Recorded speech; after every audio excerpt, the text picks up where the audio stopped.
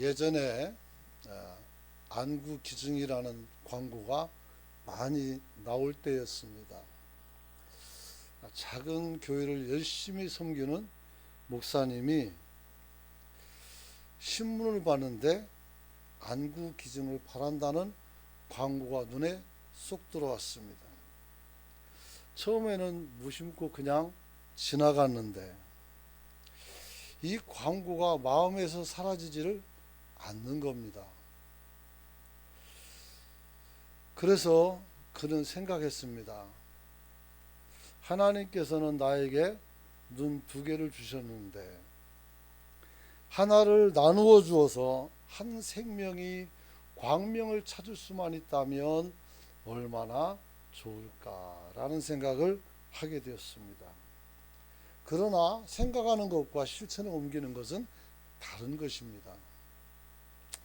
고민을 하지만 이것을 결정하는 게 쉽지가 않았습니다. 그래서 계속 기도하는데 마음에 어떤 힘이 그를 끌어가는 것을 느끼게 되었습니다. 그리고 하나님 앞에 말씀합니다. 내게 남에게 줄 수 있는 도움이 뭐가 있을까요? 나는 가난해서 돈도 없는데 아무것도 없는데 내 몸을 나눌 수밖에 없는데 그 중에 가장 쉬운 게 눈이 아니겠나 하는 생각을 하고 안구를 기증하기로 마음을 먹었습니다. 그래서 실행에 옮기려고 하는데 아내의 얼굴이 눈에 떠올랐습니다.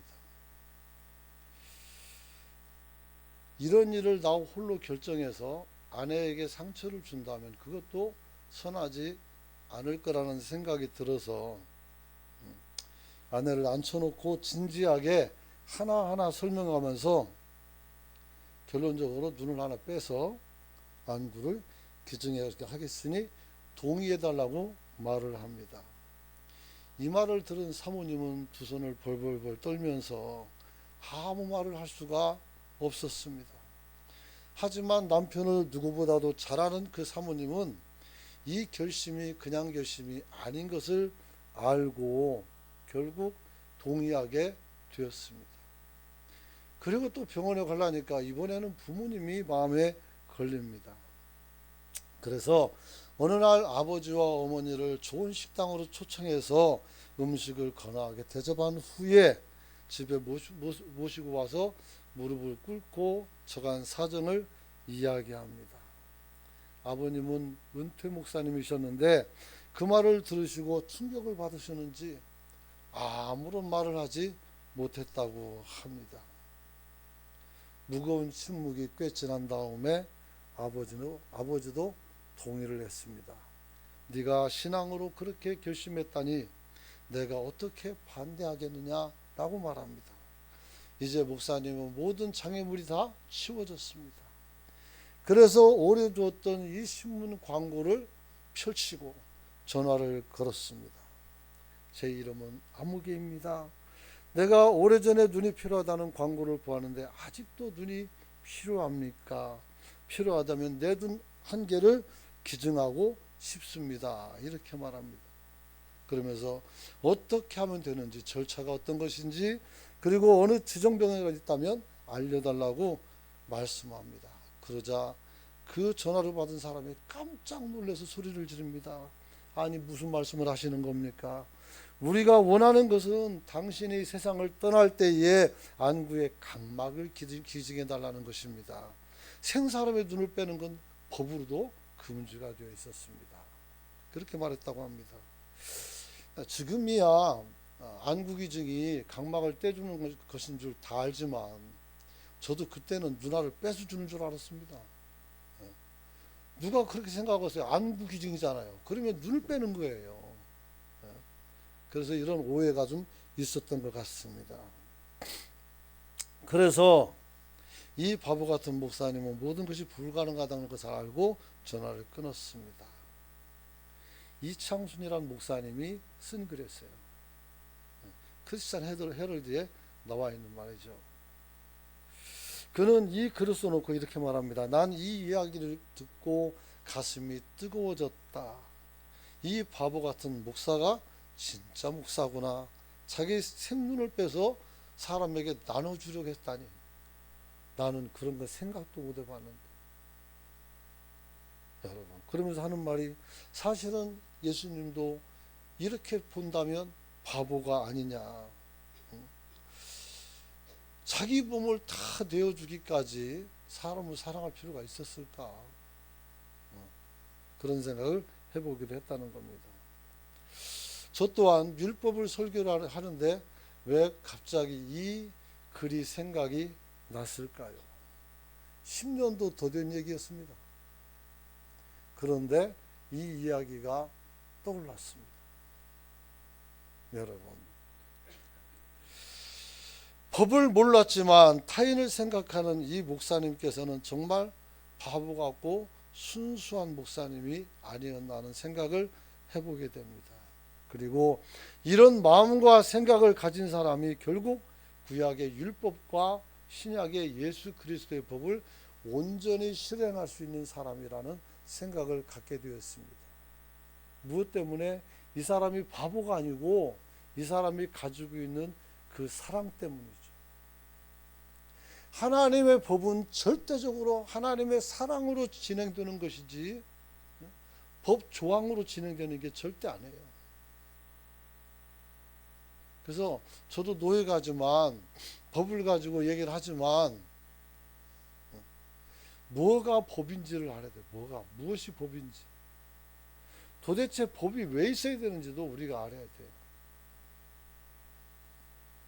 여러분, 건전한 기독교 신앙은 친절하게 복음을 전파하고 고통을 당하는 사람들의 마음을 위로하는 것도 좋지만, 그리고 사람들의 마음을 따뜻하게 해서 선하게 살게 하는 것도 좋지만, 우리 양심에 따라서 하나님의 법을 그 의도를 알고 지키는 사람을 통해서 교회는 건전하고 건강하게 된다는 사실을 여러분은 깨닫기를 원합니다. 여러분, 왜냐하면 율법의 요구를 제외한 율법의 해석이 우위를 차지하는 곳엔 누가 있어요? 바리새인들이 있어요. 그래서 그 법조문을 잘 알고 그것을 가지고 자기는 쏙쏙 빠져나가고 사람들만 올가매는 거예요. 우리나라가 이토록 어지러운 게 무슨 까닭일까요? 잘못한 사람들이 법의 처벌을 받지 않고 오히려 보호를 받고 빠져나가는 그런 모습이죠. 그러니 사람들이 누가 법을 지키려고 하겠어요? 나도 할 수만 있으면 법을 이용해서 법을 빠져나가면 되지 않겠습니까? 그러나 그렇게 할 수 있지만 그 양심의 법은 어디에서 빠져나갈지 생각을 잘 해야 될 것 같습니다. 여러분, 복음의 선포가 율법의 요구를 배제하는 곳에서는 반율법주의 또 방종이 발생하고, 그래서 사람들이 무질서하게 살아가게 되는 것을 보게 됩니다. 오늘날은 저도 그렇지만 교회 법에 대해서 설교하는 일이 그렇게 자주 있지는 않습니다. 1년에 뭐 한 번 정도 내지 2번 정도 그렇게 하죠. 그래서 좀 안타깝다는 생각을 해보게 됩니다. 여러분, 그러므로 기독교 법이 있음에도 법을 안 지키고 살아가는 세상이 만들어지겠고, 그러다 보니까 신앙이 뭔지도 모르고 자기의 소견에 옳은 대로 행하는 사람들이 나타나는 거예요. 언제요? 사사기 때. 그래서 사사기 17장 6절을 보면 같이 한번 읽어보도록 합니다. 시작. 그때에는 사사기 17장 6절 같이 읽어봅니다. 시작. 그때에는 이스라엘의 왕이 없으므로 사람마다 자기 소견에 옳은 대로 행하였더라. 지금이 꼭 그래요. 목사한테 와가지고도 하나님이 내게 말씀하셨다고 막 해요.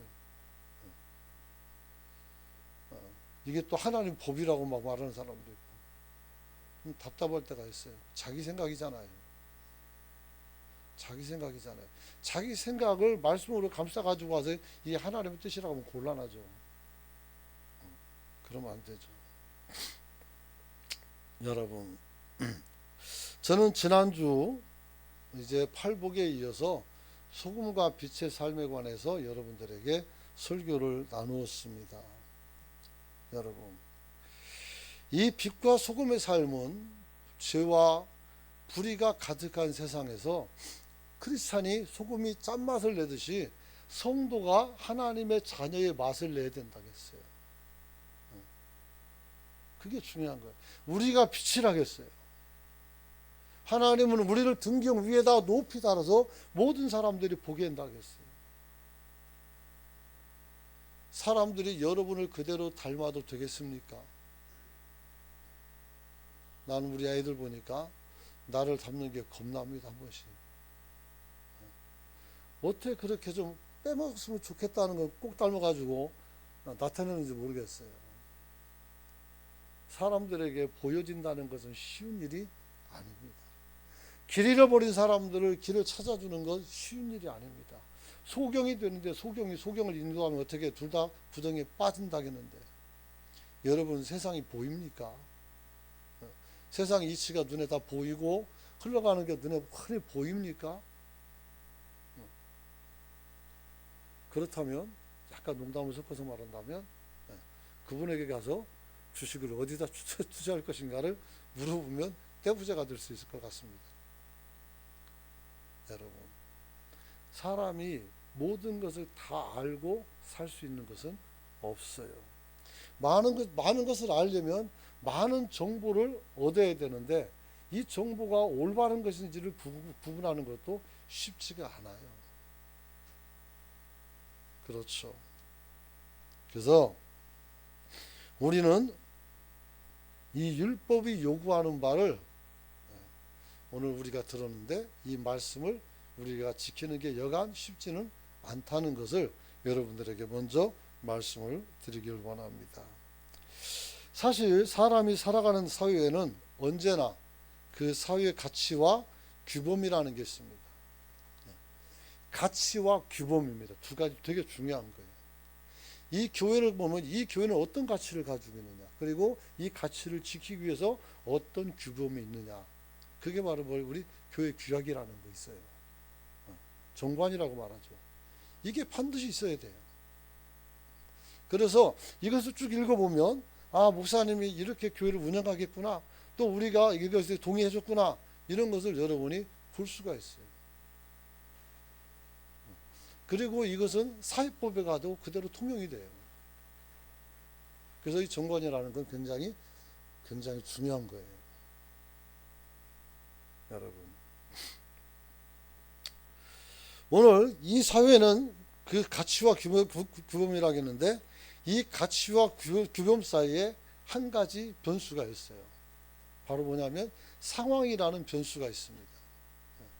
그래서 똑똑한 변호사들은 규범과 그리고 법치가 있다면,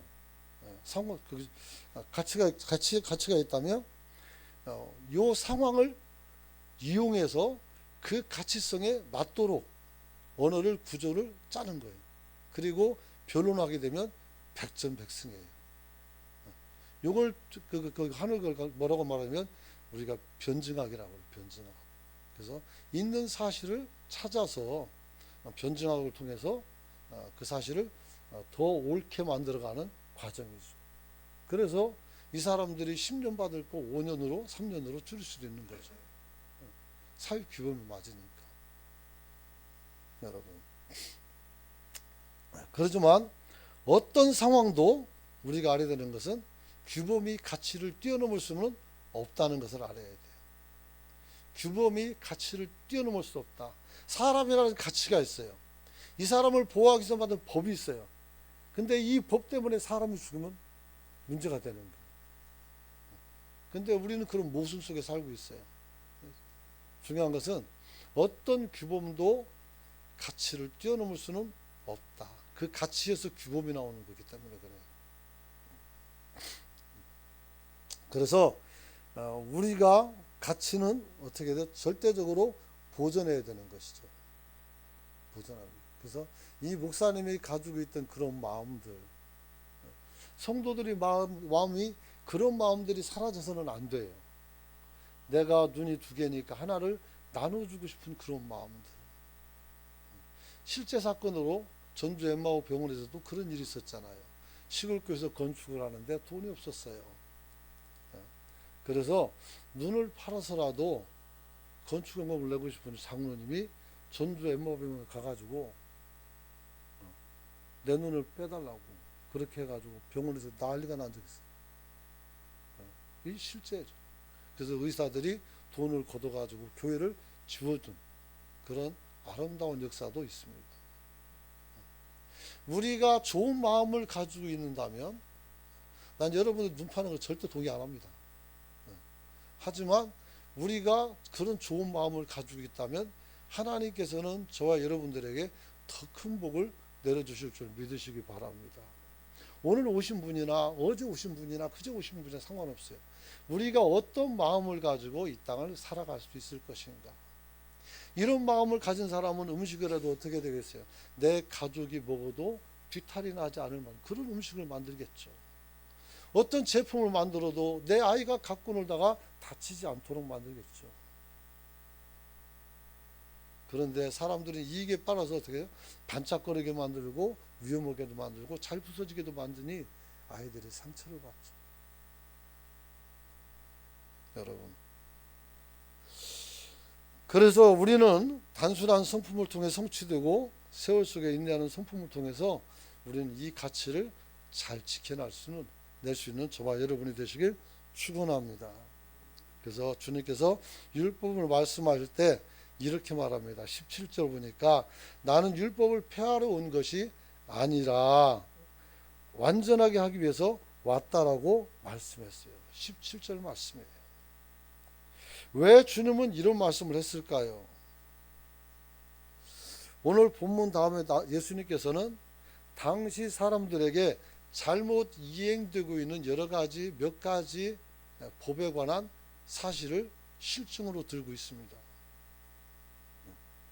살인에 대하여 말합니다. 살인에 대해서 주님은 뭐라고 말해요? 사람을 죽여서 살인이 아니라 그를 미워해도 살인이라고 말합니다. 간음에 대해서도 마찬가지로 이미 의무를 품으면 간음자라고 말합니다. 여러분들은 현장에서 간음하다 걸린 그 여성에게 돌을 던질 수가 있겠습니까? 우리도 그런 마음을 가졌는데 못하는 것이죠. 이혼에 대해서도 이혼 정도 서술중 되는 게 아니고 하나님이 어떻게 세운 가정을 깰 수가 없다라고 말씀했습니다. 맹세도 또 보복에도 그리고 원수 사랑에 대해서도 하나님은 우리에게 더 완벽한 법을 제정하고 말씀하고 계십니다. 바로 이러한 법을 우리가 지키기 위해서는 율법의 불완전성을 극복해야 되는 것입니다. 그렇기 때문에 이런 말씀을 주신 겁니다. 그래서 이 가르침들의 말씀을 보면 이렇게 말합니다.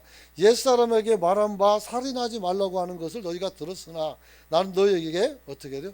원수를 또 누군가를 미워하면 너희가 살인자다 이렇게 말하고 그런 어떤 논법을 사용하고 있어요.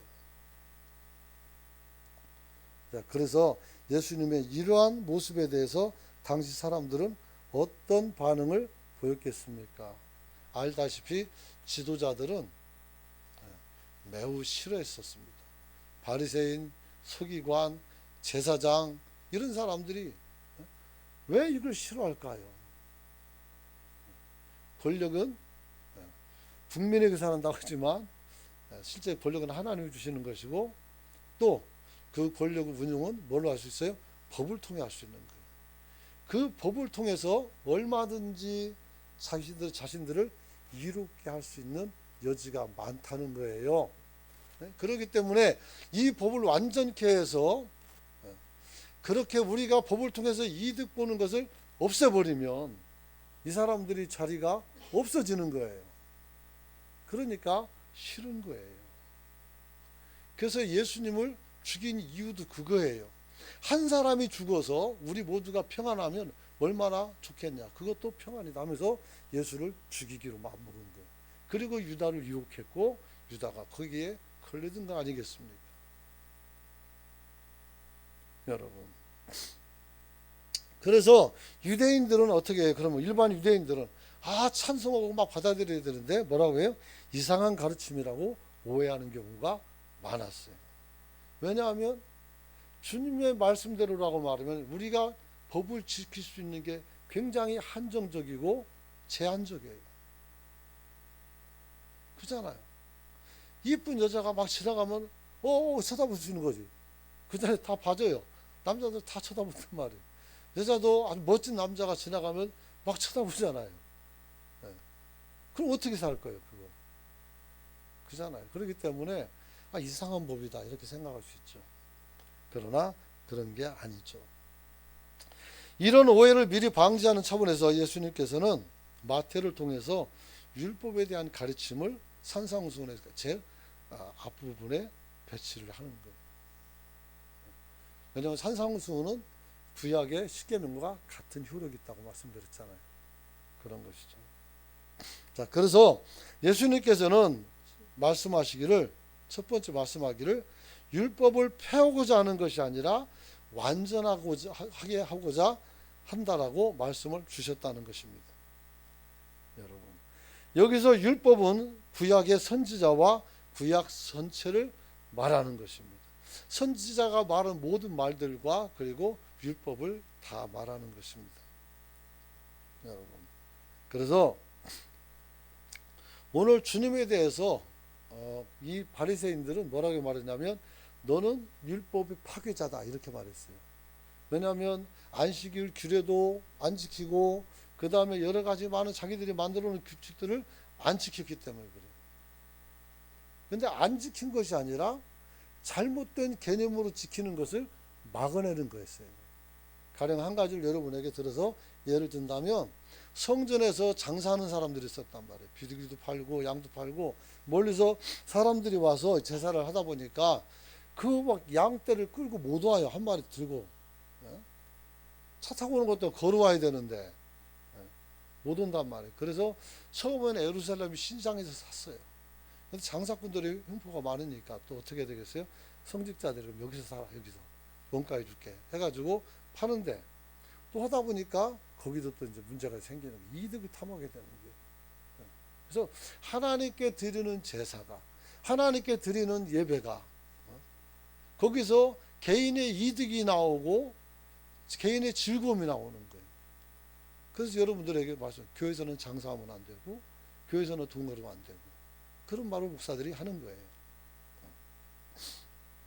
자, 그래서 예수님을 율법의 무용론자로 이렇게 만들고 모함했지만 사실은 자기 자신들이 찔림이 있었다는 것이죠. 그래서 주님은 스스로 세운 법을 통해 신앙보다는 통치 권력에 집중하고 있는 바리새인들을 책망하고 오히려 율법을 통해 주어지는 하나님의 요구를 우리가 완전하게 실현할 것을 지금 요구하고 있는 줄 믿으시기 바랍니다. 그래서 성전에 가는 이유는 뭡니까? 하나님께 제사하러 가는 거예요. 제사가 뭐 기도예요. 그래서 주님께서 뭐라고 말합니까? 내 집은 하나님의 집을 말하는 거예요. 성전을 말하는 거죠. 만민이 기도하는 집이라 했는데 너는 어떻게 돼요?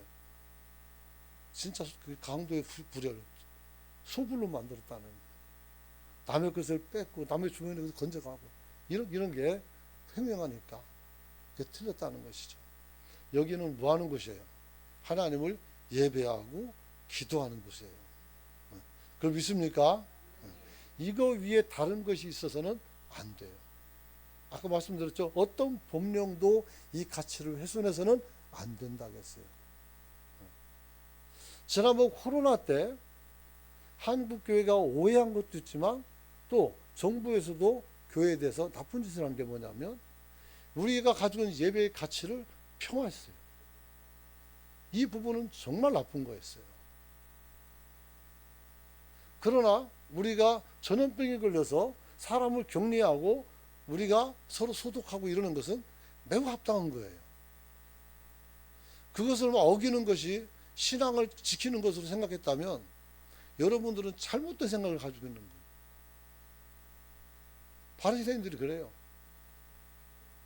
하나님의 법은 저와 여러분들을 보호하고 살리는 데 집중되어 있는 줄 믿으시기 바랍니다. 그래요.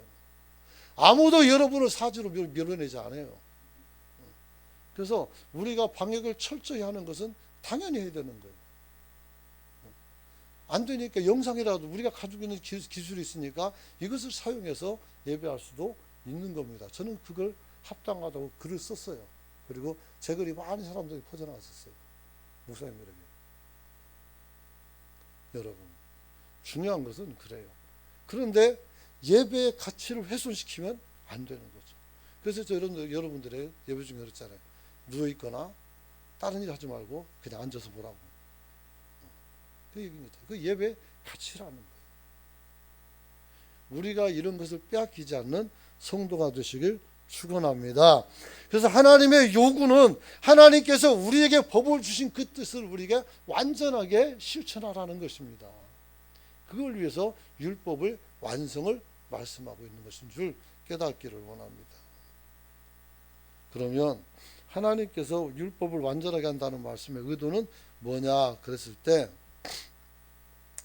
율법사들의 율법 의식을 변화시켜서 하나님이 만드신 율법의 그 존재 목적이 상실이 됐어요. 있으나 마나한 게 됐단 말이에요. 그럴지라도 그것을 없애는 것이 아니라 온전하게 다시 회복을 시켜서 우리가 그 법에 저촉되지 않게 살고 더 온전하게 살기를 원했기 때문에 이런 행위를 하는 것이다 그랬어요. 이 폐하다는 말이 히브리 헬라어로 카탈루시아입니다. 카탈루시아. 이 말은 일반적으로 생각을 취소한다는 뜻입니다. 생각을 취소한다. 그래서 이 폐하다는 말은 또 파괴하다, 또 무효케 하다 이런 말이 있어요. 그래서 이 말이 가장 많이 있을 때는 뭐냐면 집을 다시 짓기 위해서 집을 지금 헐다 할 때 이 카탈루야라는 단어를 쓴단 말이에요. 그러면 오늘 이 카탈루라는 이 말이 들어간 카탈루시아라는 말이 들어간 이 말씀은 주님께서 지금까지 법을 무효화시키는 것이 아니라 지금 있는 법을 어떻게 돼요? 다시 건축해서 일으켜서 무너진 것을 수축해서 새롭게 세우겠다는 거예요. 똑같은 법으로. 그래서 하나님이 원하는 그 똑같은 의도가 우리에게 그대로 전달되기를 원한다는 것입니다.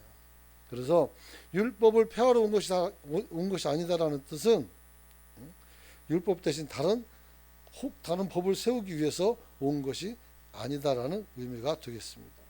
그래서 하나님께서 율법의 원형 그대로를 우리에게 살리기 위해서 일을 하셨다는 것을 기억하시길 축원합니다.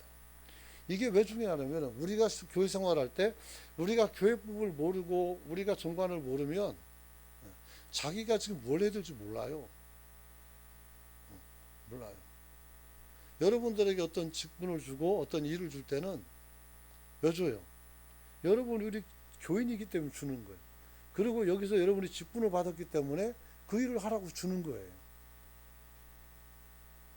그거는 여러분들이 생각 없이 받아야 되는 거예요. 그 가지고 내가 그걸 받았으면 그러면 그 일에 합당하게 일을 해야 되고 그리고 거기에 맞게 일을 해야 돼요. 소신해야 되고. 이걸 잘 못하면 어때요? 교회 질서가 무너지는 거예요. 그렇게 해서는 신앙생활이 안 돼요. 그렇기 때문에 이 법이라는 게 우리에겐 굉장히 중요하다. 이렇게 말할 수가 있습니다. 그러므로 우리도 하나님 말씀대로 살아갈 수 있는 성도가 되시길 축원합니다. 근데 하나님의 말씀대로 산다고 해놓고 자기 기준에 맞추는 사람 많아요. 그게 안 돼요. 하나님의 기준에 맞춰요. 하나님의 기준은 뭐예요? 아까 말했지만 그 목사님처럼 그런 마음이죠. 내가 가진 것을 없지만 같이 나눠주고자 하는 마음, 상대방을 배려하고 불편함을 해소해주는 이런 마음, 이런 마음으로 우리가 법을 집행한다면 하나님이 기뻐하실 것이고, 다른 마음이라면 분쟁이 생겨요. 관계가 틀어지기 시작할 거고, 여러분들은 어떻게 돼요? 천국과 거리가 멀어지는 사단의 졸개가 되는 거예요. 그래 놓고 나는 하나님의 자녀가 떠들 수 있어요? 웃기는 말이죠. 무슨 하나님의 자녀? 오늘 주님께서 여러분 잘 기억해야 돼요. 빛과 소금 얘기할 때도 했지만 내가 줄 때, 내가 목마를 때, 내가 뭐 여러 가지로 의복이 없을 때 너희가 나를 다 대접해서 했다고 했단 말이에요. 우리가 언제 그랬냐고 그랬어요. 언제 그랬냐고. 지극히 낮은 사람, 작은 사람들에게 그렇게 한 것이 곧 내게 한 것이라고 했어요. 여러분의 사역의 현장에서 하는 것이 곧 주님께 하는 거예요.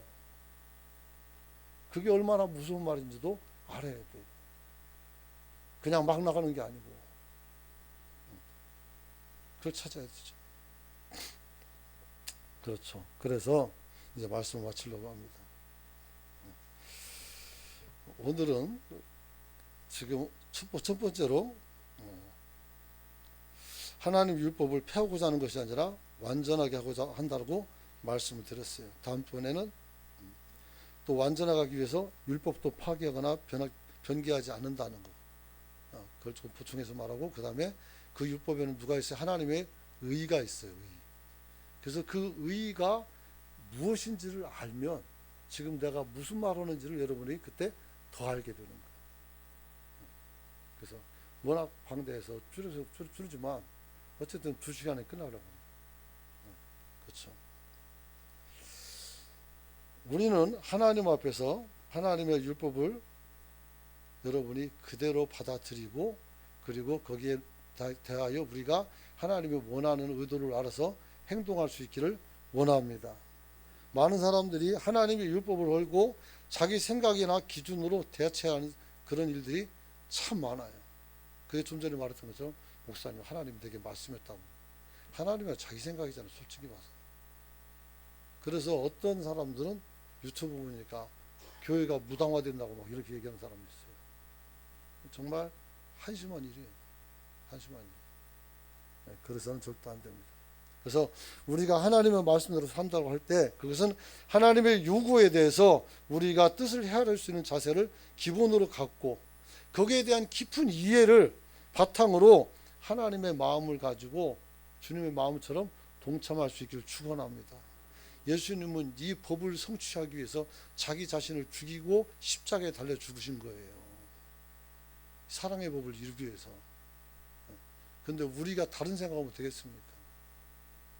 그러므로 자, 우리 잠깐 한번 기도하기를 원합니다. 우리도 하나님 앞에서 온전하고 복되고 아름다운 성도로서 세워지고 남게 해달라고 기도하시되, 우리가 뭘 다 몰라도 괜찮아요.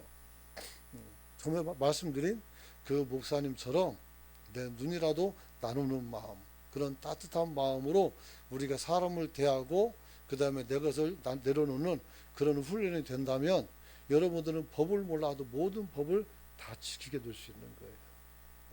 어느 나라 법도 마찬가지예요. 그 나라와 백성을 사랑하고 그 다음에 내가 거기다 헌신하고 수고할 때 여러분들은 범죄자가 될 수가 없어요. 오히려 훌륭한 시민상을 타게 되는 것이죠. 똑같아요. 그러므로 내가 하나님 앞에서 법은 다 모르지만 하나님 앞에서 주님의 사랑과 내가 받은 은혜대로 사람을 대하고 하나님의 역사를 일으키게 해달라고 오늘 우리가 주님 앞에 주여치고 통성을 한번 기도하기를 원합니다. 주여, 은혜와